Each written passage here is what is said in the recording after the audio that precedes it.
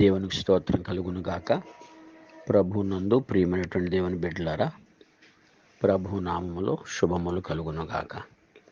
నేటి మన జీవాహారము లేవీకాండము 18వ అధ్యాయము 4వ వచనం. మీరు నా విధులను గైకొనవలెను. దేవుడు తన పరిశుద్ధ వాక్యం దీవించును గాక. మోషేతో సెలవిస్తున్నాడు దేవుడు. 18వ అధ్యాయం చూస్తే, మరియు యెహోవా మోషేకి ఇలాగ సెలవిచ్చాను, నేను మీ దేవుడని యెహోవానని నీవు ఇశ్రాయేలుతో చెప్పుము. మీరు నివసించే ఐగుప్తు దేశ ఆచారముల చొప్పున మీరు చేయకూడదు. నేను మిమ్మల్ని రప్పించుచున్న కనాను దేశ ఆచారముల చొప్పున మీరు చేయకూడదు. వారి కట్టడలను బట్టి నడవకూడదు. మీరు నా విధులను గైకొనవలెను. నా కట్టడలను బట్టి నడుచుకొనుటకు వాటిని ఆచరింపవలెను. మీ దేవుడునగు నేను యెహోవాను. దేవునికి స్తోత్రం కలుగును గాక. ఇశ్రాయేలీయుల్ని మోషే ఐగుప్తు నుంచి కానాకు నడిపిస్తూ మార్గంలో కొన్ని విధులు మోషేకి తెలియచేస్తాడు, నా ప్రజలు ఎలా ఉండాలి అని. ఎందుకంటే ఆ యొక్క దేశ నివాసుల యొక్క ఆచారాలు మీరు పాటించకూడదని చెప్తున్నాడు. మీరు నివసించుచున్న ఐగుప్తు దేశ ఆచారముల చొప్పున మీరు చేయకూడదు. విగ్రహాలకి ఆరాధన చేసేవారు, వారికి ఇష్టమైనటువంటి పనులు చేసేవారు. దేవుడంటే భయము భక్తి లేదు. కాబట్టి నేను మిమ్మల్ని రప్పించుచున్న కనాను దేశ ఆచారముల చొప్పున మీరు చేయకూడదు. వారి కట్టడలను బట్టి నడవకూడదు. అన్య ఆచారాలు, అన్య కట్టడలు దేవునికి విరుద్ధమైనవి, దేవునికి కోపం రప్పించేవి. కాబట్టి మీరు బ్రతకాలి అంటే నా కట్టడలు, నా విధులు మీరు గైకోవాలి. ఈయన విధులు, ఈయన కట్టడలు కష్టము కాదు, బాధ కాదు.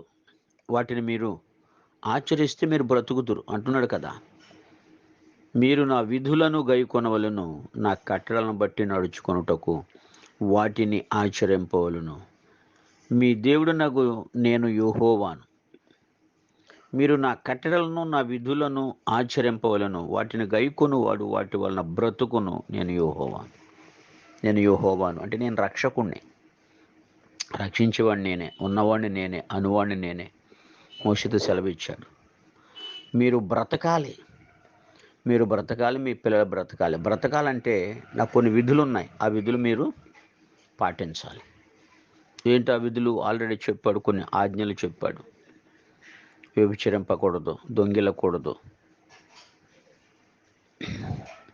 నేను తప్ప వేరొక దేవుడు మీకు ఉండకూడదు. ఇలా కొన్ని ఆజ్ఞలు ఇచ్చి ఆ కట్టడలు, విధులు పాటించాలి. నేను యెహోవాను. యెహోవానంటే నేను ఏమైనా చేయగలను, సమస్తం చేయగలిగిన సర్వశక్తి దేవుణ్ణి.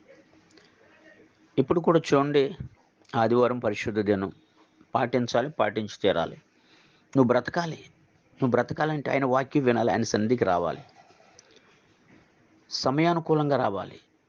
నీకు ఇష్టమైనట్లుగా రాకూడదు. నీకు ఇష్టమైనట్టుగా లోకంలో మా కుటుంబీకులు ఇలా చేశాను, నేను ఇలా చేస్తాను చెప్పకూడదు. ఆయనకి ఏది ఇష్టమో అది చేయాలి. ఆయన చిత్తమో, ఆయన విధులు ఉన్నాయి, కొన్ని విధులు. అది ఉపవాస దినాన్ని ఉపవాసం ఆచరించాలి, పరిశుద్ధ దినాన్ని పరిశుద్ధంగా ఆచరించాలి. మనం బ్రతకాలి. మనం బ్రతకాలంటే ఆయన చెప్పిన విధులు మనం పాటించాలి. పాటించకపోతే అన్యులకి నీకు తేడా ఏముంది? అందువలన కనానీయులు అన్యాచారాలు చేశారు, ఐగుప్తీయులు అన్యాచారంగా విధులు గైకొన్నారు.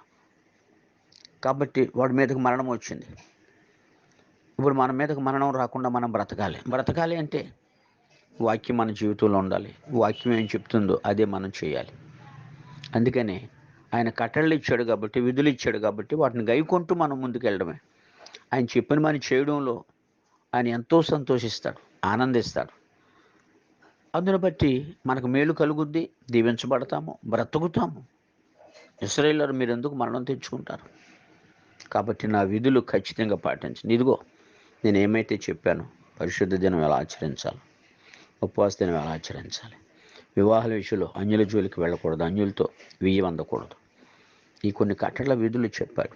అందుకే కదా అబ్రహాము కుమారుడైన ఇస్సాకు భార్యను తేవడానికి ఎలియాజరు తన ఇంటి పెద్ద దాసుడితో చెప్తాడు కదా, ఏ అన్యజనులోంచి కూడా నా కుమారునికి భార్యను తేవద్దు, నా బంధువుల నుంచే నా కుమారునికి భార్యను తేవాలి. ఖచ్చితంగా సెలవిచ్చాడు. మరి పాటించాడు కదా. పాటించినప్పుడు ఇస్సాకు చక్కని భార్యను రెబ్బకాన్ని తీసుకురాగలిగాడు. అలాగే ఆ విధులు పాటించింది ఆమె కూడా, ఆ కట్టడలు గైకొంది. అలాగే నా ప్రియ సహోదరి సహోదరుడు, ఈ రోజున నీవు కూడా ఆయన కట్టడలో ఆయన విధులు ఆదికాండం మొదలుకొని ప్రకటన గ్రంథం వరకు అనేకమైన కట్టడల విధులు నియమించాడు. అవి మీరు పాటించి చూడండి. మీ కుటుంబాలు, మీ బిడ్డలు దీవించబడతారు, ఐశ్వర్యించబడతారు, మీరు బ్రతుకుతారు. అట్టి కృప దేవుడు మీకు దయచేయునుగాక. ఆమేన్.